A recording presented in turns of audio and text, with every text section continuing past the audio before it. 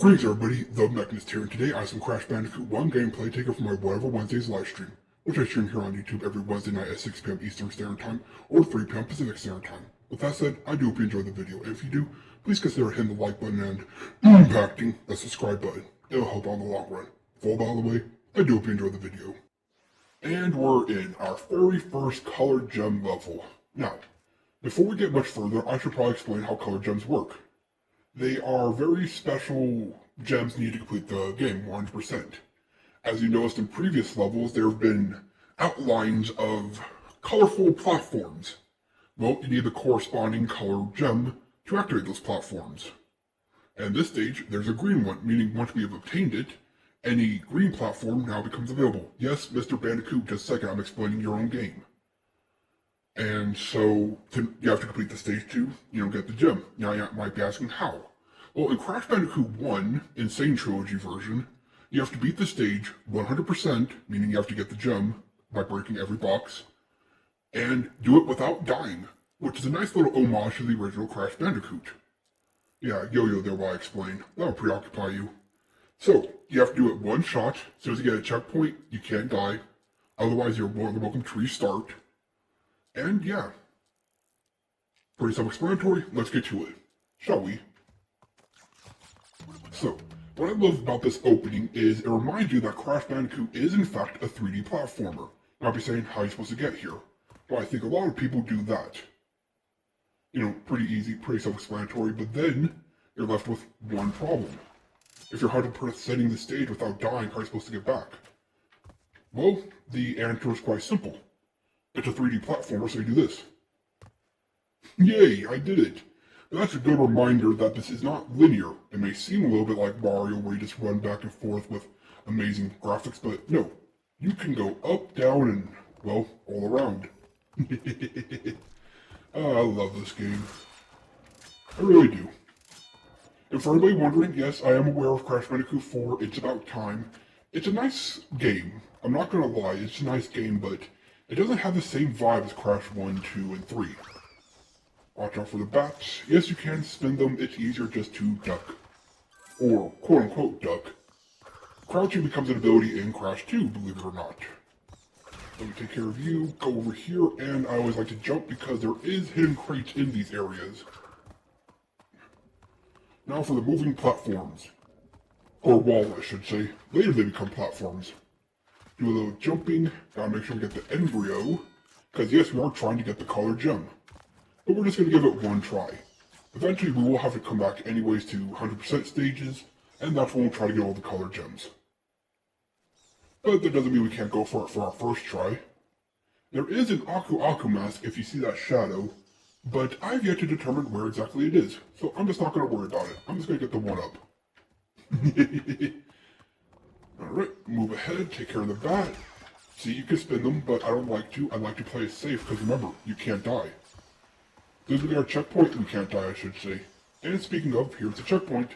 Okay, so from this point on, if I die, I am not going to get the color gem, even if I get all the crates. So, what do? We gotta play smart. Now, this is one of the few stages that I actually have a problem with, because of the ending. But right now, we gotta get that. Don't care about the one-up, we got the embryo token, we'll call them. Now for a little vertical platforming, this is easy. Make sure we get every box, can't miss one. It is a classic in Crash. No matter how many times you play the game, no matter how many times you beat in each stage, you're inevitably, going to miss one single, oops. Good thing I had Aku Aku, otherwise there goes the run. It's inevitable that no matter how many times you play this game, you play each stage, eventually you're gonna end up missing one box. It happens. Don't know why it happens, but it just happens naturally. We're gonna try to prevent that from happening between 1, 2, and 3, but I know there's gonna be one stage we're gonna miss one box and think, where was it? We'll go back in, play the stage like normal, and the next time around we'll actually get the crate we missed somehow. That's just the way Crash Bandicoot works. So again, doing a little 3D platforming, we are back here, don't care about the one-up. Oh wait, was that the embryo? If that was the embryo, we screwed up. which it probably was, so no green gem for us. Okay, these are dangerous. You have to be very careful and basically just jump as fast as you can. Now, these red lizards are why I usually die in this stage. Because they're bouncy and they like to stand in the most annoying spots. Now, unfortunately, I do think we spun away the embryo token, which means we will not be able to 100% this stage. Oh well, just means we come back later. So with these, you really have to recognize the pattern before you can run. So you gotta watch it once through, and then once you're good, all of them go up and we can move. I'm sure speedrunners know a way to go around them, and yes, you can 3D platform by them, or by them, through them, across them, whatever. But, you know what? I just like to play the game as traditional. I will rarely, if ever, break the game. Or at least, try not to break the game. Right, watch out for the bats. Jump across, there's a lizard that kills me, take care of that bat, and at least we get this bonus run. And I think I mentioned it in the first time I played, but these bonus areas do act as checkpoints. Oh, this annoying thing. 1, 2, 3, 4, 5, 1, 2, 3, 4, 5. Yeah, going for this level 100% is annoying, and that's why. It is possible to get them all, and I have done it before, but I'm just going to do the classic technique. We don't need all that wumpa. And by the way, this would not count against the green gem run. What counts against the green gem run is the fact that I lost the embryo token. Careful. Okay, I am going crazy right now. You know what? I don't think we'll worry about this. We don't need the lives. We don't need the boxes because we can't even get the crate. So we're just going to move on. Yeah, we have 59 lives. We don't need one more or two more. Although we will take that one.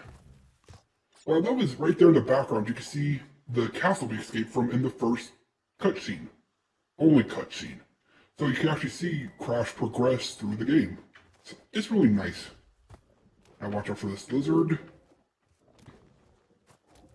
Yep, take care of that.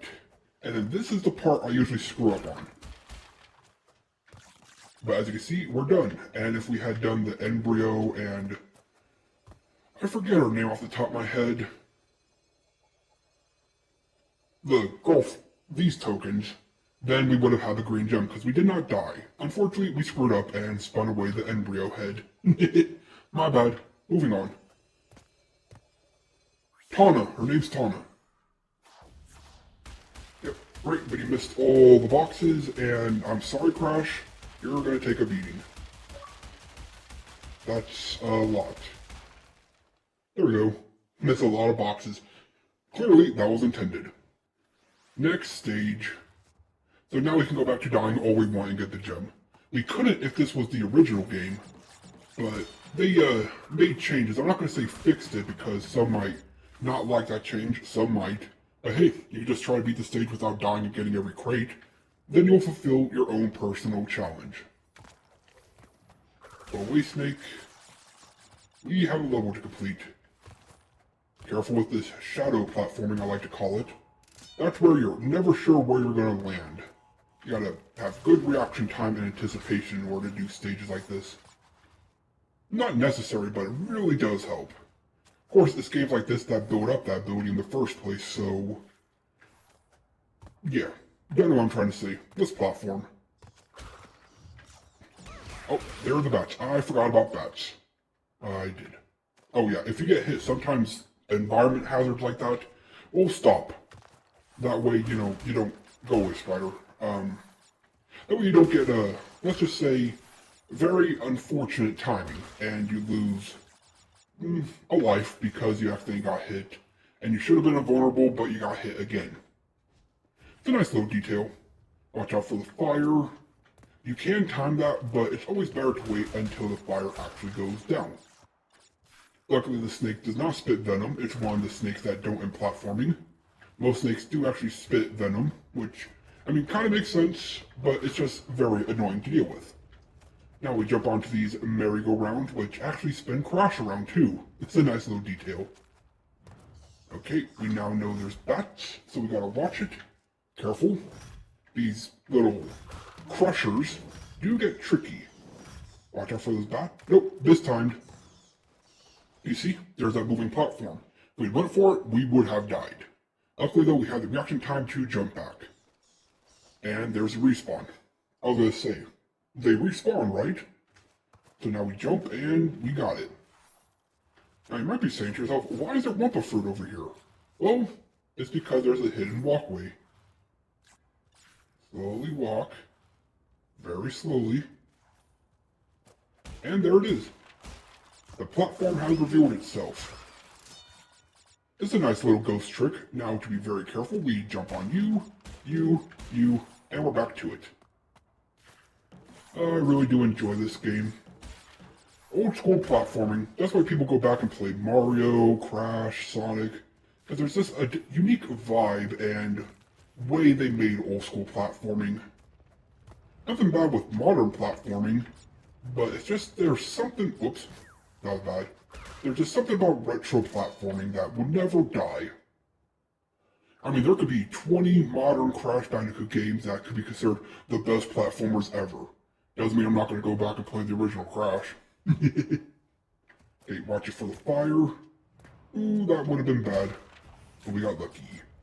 So now we have the double carousel, falling, spinning, whatever this section would be called. It can get difficult if you get overwhelmed, and we didn't allow ourselves to get overwhelmed. Jump onto these moving pillars. You know, I do have to ask, this is an ancient temple, right? What's causing them to go up and down? Dang it. Oh, careful, and we're done. That was unfortunate. But you know what? We got another perfect. And another gem in our collection. Moving on. Here we are. One of the, not the hardest, it's the second version of this level that's incredibly hard. Now, one thing I do remember is that you need, I believe it's the red gem before you can 100% this stage. So, we're just going to try to complete it as fast as we can. This stage is also a nice little warning, we'll say, for what's going to happen eventually. Whoops. Didn't know how far I jumped. Now, there is a technique some people will do, and that's... I was standing on the wrong board. Great way to start off this level. No, you can do this. Sometimes, careful of the pillbox.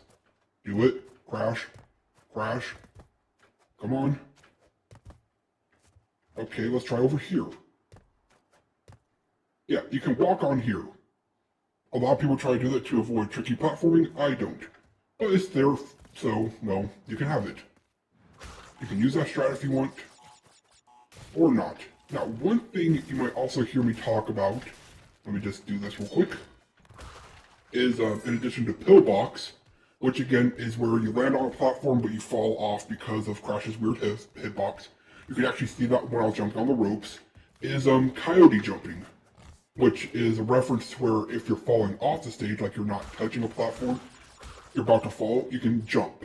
So sometimes you may hear me say coyote jump, sometimes you may hear me say pillboxed.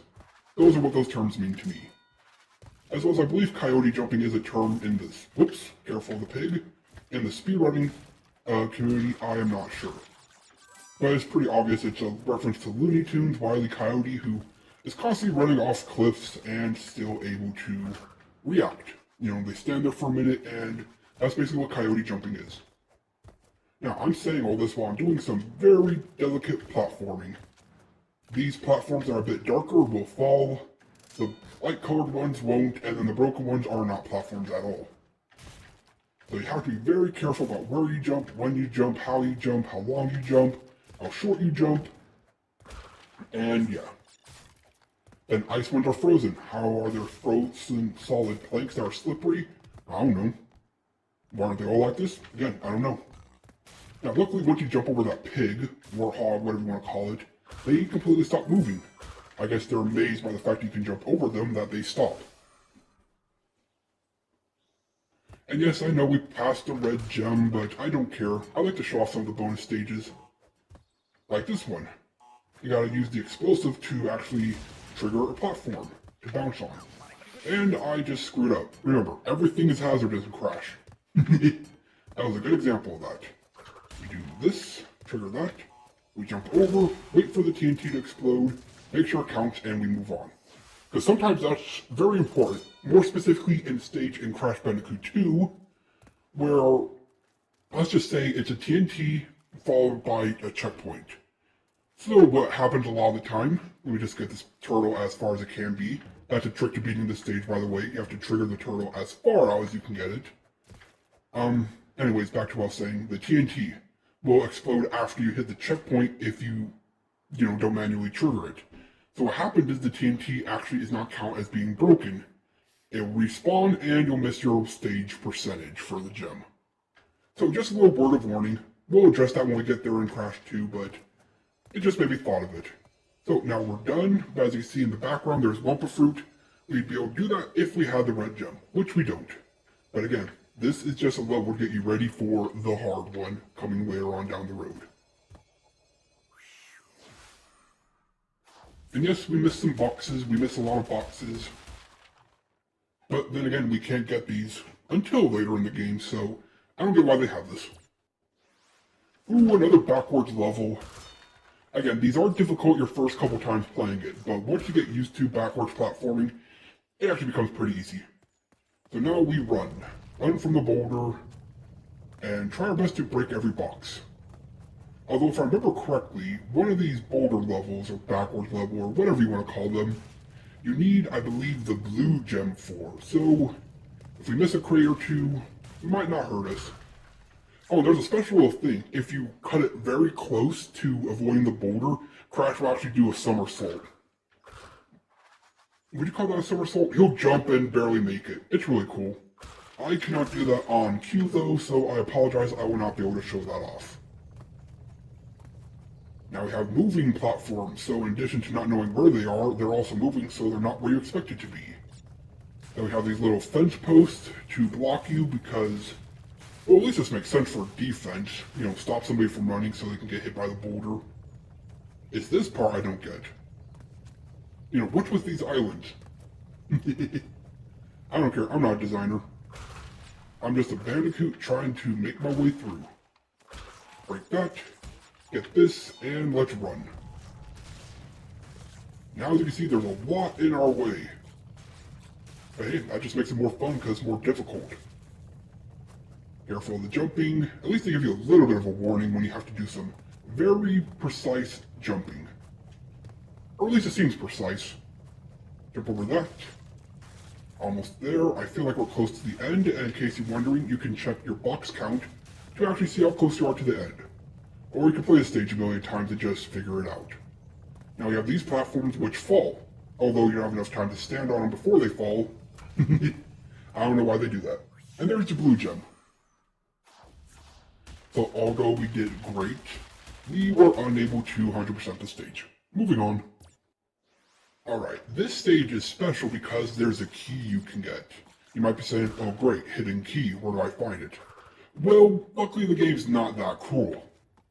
It's actually... Okay, I somehow perfectly timed that. Although I should have been barbecued Bandicoot, I wasn't. Careful. Careful, run, jump. Oh, that was bad. I should have gone hit, but I didn't. Careful platforming, careful platforming. I don't know what happened there, do you? Now we jump. Careful. I swear we needed the lizard for something. Guess we didn't. Maybe that's a different stage. Double down on these horned lizards. Spin away the bats because we can. Hit the checkpoint and we gotta move it. Ooh, that. See right there, we got pillboxed. I landed, he started doing the walking animation, then our hitbox decided, no, you actually fell. It doesn't happen very often, but it will happen sometimes. And it usually happens on the difficult stages. Go figure. The stages are difficult, but I was glad it happened to show off what I mean by getting pillboxed. Now if I could just show off the coyote jump. Now we got jump in time, jump in time, jump in time. Yes, you can skip ahead, but it's always safe to do this. Although you can't skip that one. They make you seem like, oh, this is scary. It's 3 moving platforms. You have plenty of time to make it. Careful, jump, dodge, run, hide, wait, jump again, take care of the lizard. You can't spin them if I remember correctly, you can only jump on them. Those specific ones at least. Don't get baited out. Jump, keep going. Ooh, that was close. Alright, now for some vertical platform, with platforms that will go away after a while, escalating the difficulty. But luckily, most of the time you're so fast anyways, you don't have to worry about it. It's mostly for if you fall. Jump, avoid the fire. Jump up here, and yes, we can make this jump.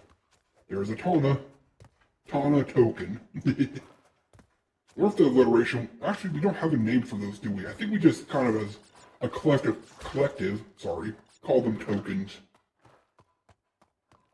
Alright, more of these platforms, which are very deadly, so you gotta be careful. There's another one. Careful, run.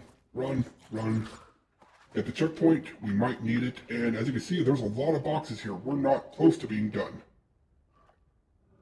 Now for some very double tricky platforming, because now we have walls and moving floors. You know, I just gotta say, how long do you think it would take to build a wall like this, plus the mechanisms, plus ancient times, or maybe not ancient so much as, oh yeah, there's nothing over there. It's just for the bats to come through. I'm going to spin you, because with both bats gone, the bats stop. It's a nice little feature. Jump, careful, we have no safety net. And now we have to do some fire platforming. And I mean fire as in deadly, not as in cool. Luckily though, the timing works out, we should be able to get on this one without worry. Now for a little bit more of this vertical platforming. And by a little bit, I mean there's a decent amount, although we are at the top. So here's a nice little thing. You see those outline crates? It means you have to hit a switch. You might be able to make out the outline of a gray box above me. That's the trigger. The only way to trigger it, though, is to actually jump off this lizard. So if you're a little bit trigger happy, we'll say, well, you can miss your chance. And in this box, we get, yes, a Neocortex token. That is how you get the key. Careful, don't get tricked. Run. As you can see, we're a little bit closer to the castle in the background. Although I think the blimp is gone, I think that's because we're at a different angle. So a nice little attention to detail. Keep platforming, keep jumping, and keep waiting. Careful, run. Gotta get up here because there's another Cortex token. Now, normally you could just run and jump over those, but I want to play a little bit safer, and we died. I could have coyote jumped, didn't react fast enough. So, once more. And screwed up the jump. Alright, let's try that again. Come here, I need you. Got you. So let's try that again. And we still have the Neocortex token, but we still need to break every crate. So let's try this again. I would say speed run, but again, I don't have the practice necessary or the techniques to speed run this game.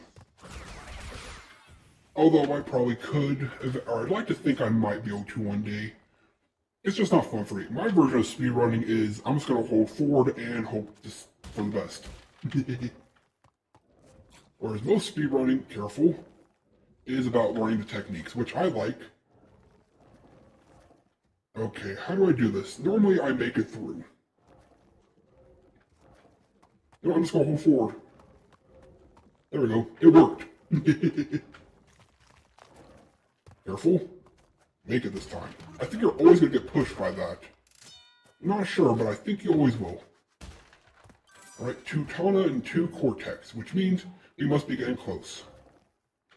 Careful. Nope, those go away. Then run, jump, fall, keep doing all the things. Careful. This is the timing nightmare. But luckily, we know how to play. Now, if we go back here, there's a little 1-up, but there's also our Cortex token. Now for the actual hard part. Jumping back onto here, I could have made that, but I'm going to play it safe. Round and around we go, and then we go over here, and let's take on this incredibly hard challenge for the key. Now, this place, I mean, it looks evil, don't get me wrong, but where's the practicality of it? Careful. Ooh, I almost screwed that one up. Like, in all honesty, like, what does this serve? To let everybody know you're evil? Careful. That could have been way more difficult, but again, it gets more difficult. And you do have to wait for the key to spawn. You can forget the key. I've done it only once, but it was annoying. Alright, let's finish the stage now. Perfectly timed. And guess what? Time for more vertical platforming.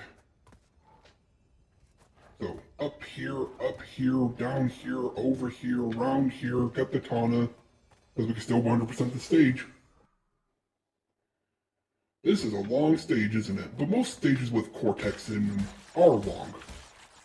Probably because you have 2 bonus stages, and they also have to hide them. Run.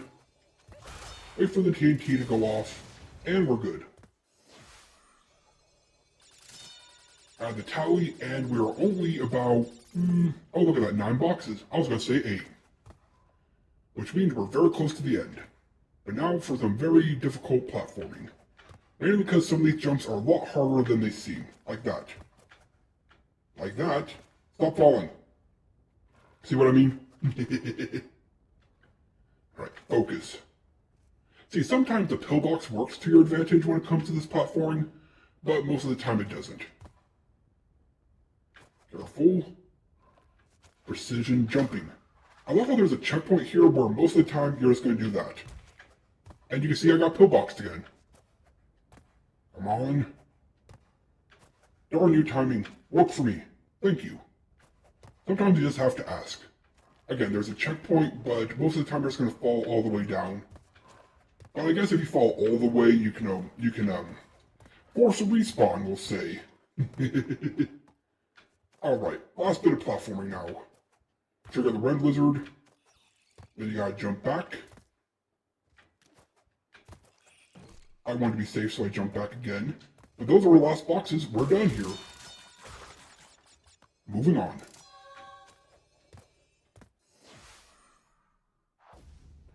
And another perfect. Kinda irritates me we missed the green gem earlier, but hey, that's kind of fun. You gotta replay again and again. 42%, nice. Well, that was a lot of fun, and I hope you enjoyed as much as I enjoyed playing. This has been The Mechanist, logging off. Until next time.